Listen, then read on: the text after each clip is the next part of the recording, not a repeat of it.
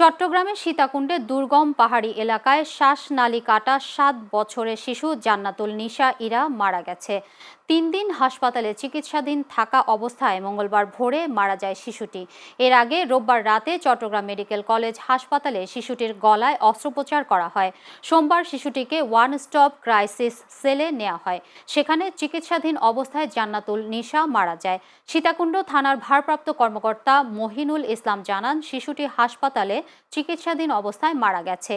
এর আগে শিশুর মা বাদী হয়ে থানায় একটি হত্যা চেষ্টা মামলা দায়ের করেন। অপরাধীকে শনাক্তের চেষ্টা করা হচ্ছে বলেও জানান তিনি। এর আগে রোববার সীতাকুণ্ড পৌর সদরের বোটানিক্যাল গার্ডেন ও ইকো পার্কের ভেতরে দুর্গম পাহাড়ি এলাকা থেকে গলাকাটা অবস্থায় শিশুটিকে উদ্ধার করা হয়।